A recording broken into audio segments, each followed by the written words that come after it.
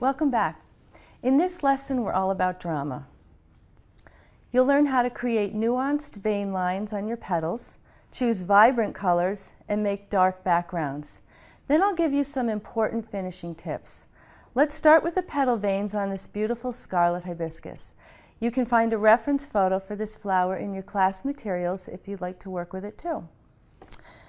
So I've got a halfway finished petal here, and I want to talk to you about achieving those lines in there that are the petal veins.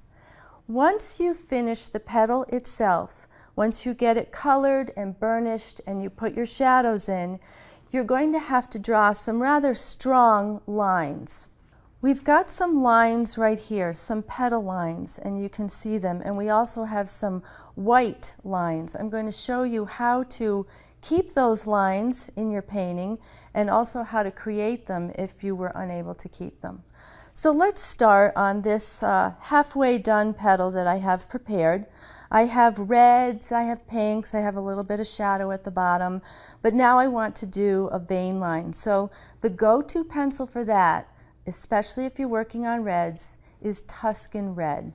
This is the Tuscan Red pencil right here. It's a beautiful pencil. I also use it in my backgrounds. So I'm just going to lightly sketch a line in, and you can see that it lays down pretty nicely. Sketch another one in. Don't be intimidated by making a mark on your beautifully burnished petal. It's okay.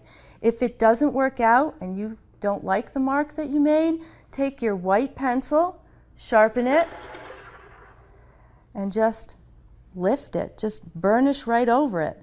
And you see how I'm basically erasing it. I'm getting rid of that line.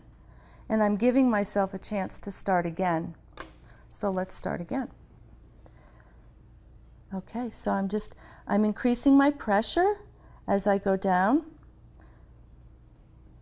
All right, and let's say, oh, I think that line is a little bit too thick. I'll take it in a little bit. And when I finish that line, I'm going to take another pencil like a red. I favor raspberry, and I will just cover that and maybe lightly add a little color on either side of it. And see how I'm going sideways? I'm just kind of pushing the color to the side so that it's not such a harsh line. Okay, now let's talk about the white lines. Hopefully you've been able to preserve the white vein line as you've been doing your petal. And if that's the case, great. Color it in just a little bit.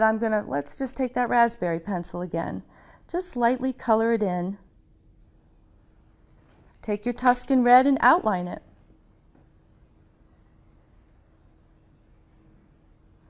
Just little quick strokes. Okay. Go over it with some raspberry. You could use a red pencil. You could use a magenta pencil. Okay, now let's just say I over-colored that and I lost that lovely white center. Let's go get it back. Sharp point, hard pressure, and I'm just going to tell you to just carve it right out. Carve it right out. And if you feel that that's not light enough, just go in again. Your point will break, it always does, but add a little pressure and voila, you've got that white vein. So let's just do one more vein. Check the photo reference. Okay, let's just kind of do this vein and bring it into the shadowed areas down at the bottom. Very nice. Blur it out a little bit with my raspberry. And there you have a very natural looking vein on your petal. Now let's look at how the vein lines look on the finished piece. You can see that they're going in several different directions, but they're all following the curve of the petal. Around those white strips, there's a darker section, and that's where the Tuscan Red pencil and the raspberry pencil are so valuable. This petal is very nice because it has quite a few vein lines and they actually cross over. Veins are good when you're doing that kind of work because they add detail. They kind of add a little bit more interest to just a basic flower petal. And detail is really important when you want to create a masterpiece. In this petal over here, there's the appearance of vein lines, but it's really color shifts. So you can see that there's some pinks, some reds, and they travel into the dark shadows, which these particular dark shadows were achieved with just a few pencils. I used dark purple, I used black grape, and then I use a little bit of black at the very bottom for the darkest sections. This petal right here, it seems like it's moving. It's got all kinds of nuances there. And so it's achieved with the colors and then those strong streaks of white. That creates the movement right out to the tip of the petal. And the highlights, of course, make it pop right off the paper, projects it forward from the background. And some of the highlights were not actually in the photo. I put them in there just to provide that contrast. So this appears to be a simple project, but you will spend a lot of time just blending and getting vein lines in there, but it's all worth it. You'll have a lovely piece when you finish. Let's look at some of my favorites, the jewel tones. The colors I'm talking about are emerald green, sapphire blue, ruby red, and amethyst violet. I've got some pencils to show you that line up with those colors. Let's start with the red. Prismacolor has quite a few luscious reds. These reds are great. They pop right off of a black background. They layer beautifully. They go down nice and buttery. And this is my favorite red pencil. The sapphire blue pencil is actually called violet blue, and it has a lovely rich blue tone to it. And this works very well against a black background. And for greens, of course, my go-to color is always dark green. Dark green, it doesn't look dark when you put it down, but when you start applying more pressure, it does darken up a little bit. Now that's not the norm. Usually when you apply pressure to a pencil, it doesn't really get that much darker, but dark green can give us a little bit darker hue when you apply more pressure. And it's good as an emerald color. You can see the little shift in color change right here. And then we've got this lovely violet pencil. And this is very rich. This is great when you have a purple palette. It's definitely one that you want to use. So you can see how these really are in that jewel tone family of colors. And I tend to stay there when I'm working on a composition that really needs some drama and really needs to pop off of a black background. Now let's talk about how you can create a dramatic black background. There's two ways. One is using a few layers of dry pencil, and the second way is adding a little bit of odorless mineral spirits like terpenoid or bestine after your first layer of black. But I'll demonstrate both for you. Let's get started. I'm going to take my black pencil and using a pressure of about 3, I'm just going to lay it down in one direction. Direction matters.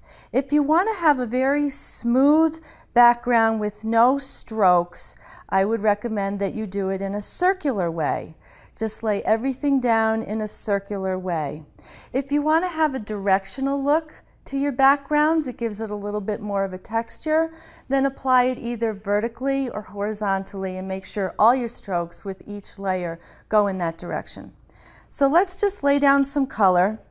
This is my first dry application of black, and the next pencil I reach for is usually Tuscan red. There again, there's one of my favorite pencils coming back into play. I'm adding pressure of about 3 to 4, and the more pressure I add, the more that white paper underneath just goes away. So you can see how the red changes the look of the black. At this point, you can make a decision. Do you want to have a green enhancing that hue? Do you want to have a blue? Maybe you've been working on a purple palette and you've been working on the purple flower that we were working on. You might want to bring in a purple pencil at this point and cover it. That would be your third layer, and your final layer will be black. I'm going to pick up a dark green pencil. This is really great if you want to have the illusion of foliage, a little bit of green showing through your black. So after the Tuscan red, let's try some green. And you can see how that enhances the red a little bit. Now I'm pushing down paper tooth. I'm really burnishing. I've got a 5 out of 5 pressure here, and I've got green on top of red on top of black. My final layer will be that black. And before you lay that final application of black down, and you can see it's very rich, very dense, you have the opportunity to make any color choices you like. If your main subject has some browns in it, then maybe your third pencil could be dark umber. If your main subject has a lot of reds, feel free to grab a brighter red, that's okay. Darker purples, dark browns, dark greens, dark blues, dark reds. There's no point in picking up a light pencil. There's no point. It doesn't add to the depth that you're trying to create, and it's just going to flatten your paper even more. So I would say 4 layers. Your first layer, let's try it again just real quick. Your first layer is black. You're not burnishing here, you're just covering your entire background in one direction with black. Your second layer, I do recommend Tuscan red. It just changes the black a little bit. Your third layer is something that you feel like you've been using in your palette all along.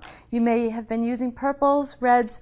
I personally like a pencil called Indigo Blue, and this is generally my go-to pencil. It's got a little blue in it and it's got a little green in it, so it covers both of those bases, and it does give a really nice texture at the same time. So there I've got some red, some blue-green, and now I finish it off with my black. And at this point we're talking serious burnish, black. And again, if you're doing it, if you want a smooth background, make sure all of your applications are laid down like this.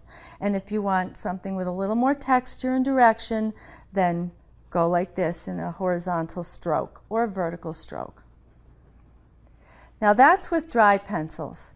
There is a little trick you can use with odorless mineral spirits, either terpenoid or bastine. Be careful, this is a toxic substance. I'm going to bring it right in over here. And the reason why you would use this is to eliminate 1, maybe even 2 pencils. Your backgrounds take an awful lot of time, especially if you want them to really look perfect and not just slapdash. This can save you some time. So let's start out with the black pencil. I'm going to sweep my paper clean. Okay. In a horizontal layering. And because I know I'm going to add some of this terpenoid, I'm going to be a little bit more careful on my coverage so that it's smoother coverage than if I was doing it completely dry. Okay, you can see that. Now take a brush, dip it in your terpenoid. Here we go. Easy does it.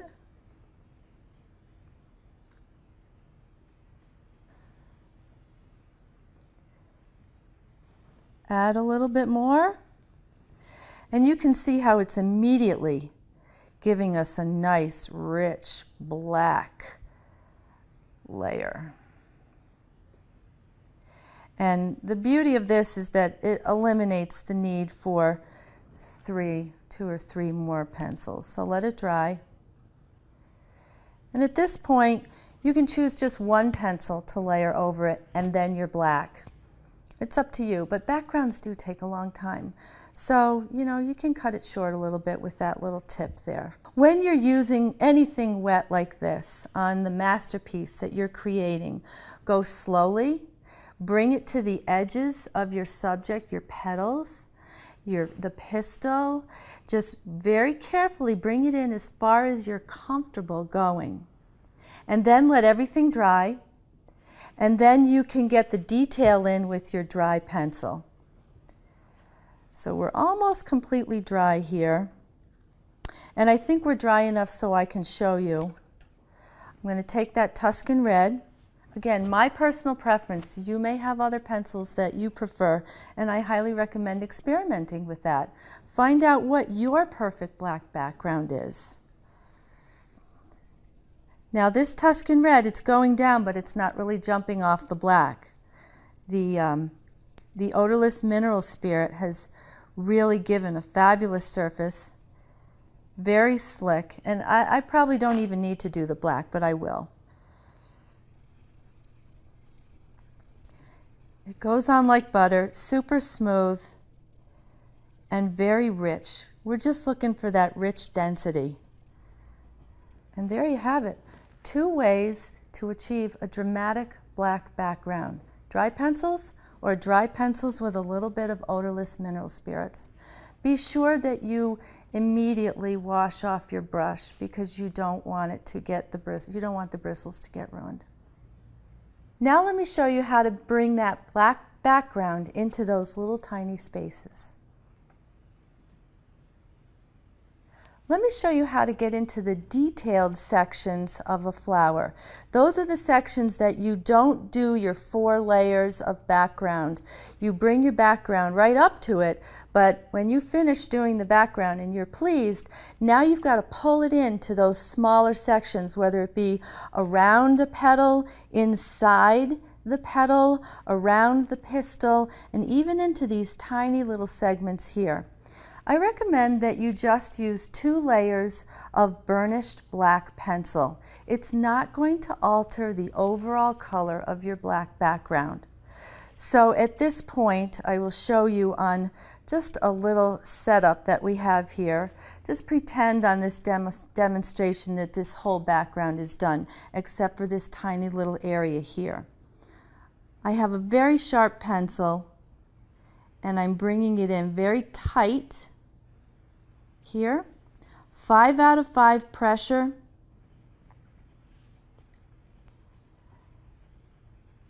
And then I go over it again. Sharpen it again. Here we go. And this is my final layer. And if you look closely, you can't tell much of a difference between that and this luscious background that you've created. And that's acceptable because it's just these tight little detailed areas.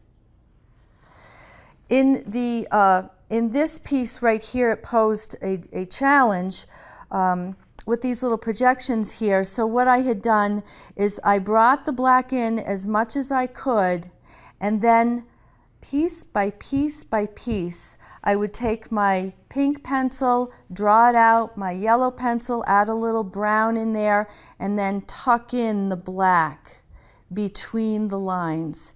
And I was just very methodical about it. I recommend that you be methodical too, because then you'll remember where you were and where you're going. So just a little bit here, a little bit here. And again, that was with 2 layers of burnished black pencil, sharp point, 5 out of 5 pressure. I have a few more tips for you before we finish here.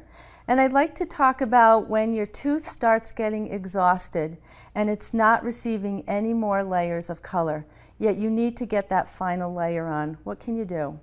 Workable fixative is fabulous for that. Shake it up, test spray it so it's not going to spit on your project, and then spray a little section where you need to get one more layer of color. That way, once it dries, you can lay some color down and it will adhere. You can do up to 2 layers and it will work nicely. So let's say that you're finished, you're looking at it, you set it aside, and the next morning you pick it up and you're a little dismayed because the entire piece looks very waxy. This is not a surprise. This is called wax bloom. And wax bloom happens because the wax in the Prismacolor pencils and all the layers that you've created rises to the surface and it sets there. But that's no problem, no worries. I usually just take a black sock of my husband's and I rub it over the piece. Now this piece I've already done that too, so it already looks fairly shiny, but you take this, you go over your piece, don't worry, no smudging, the layers are on tight, and you're reclaiming that shine. You're restoring it to exactly the way it was when you put it down. So you're all set, it's back, it's fabulous, you don't want to make any more corrections, and now you want to set it so the wax bloom doesn't come back. You take your workable fixative again, shake it up. Again, I recommend that you spray it over here. Be in a big room when you're doing it. This stuff is toxic. And then let me show you how I spray my piece. I hold it about here. I've already shaken it. I've already gotten all the spit out. And then I just start spraying it like this. Pull it away. Give it a couple seconds to dry. Turn my piece. Give it a few more layers. And then you're done. You're done. You're good to go, and you have finished a beautiful colored pencil painting. To recap, in this lesson we learned to make nuanced petal veins, create vibrant colors, and dramatic dark backgrounds. Your homework is to work on a dark background and watch how your flower pops off the paper. Thank you for joining me. I've loved sharing my passion for painting flowers with you. I hope you will continue with the techniques that you've learned in this class and celebrate the beautiful art that you'll be creating as well.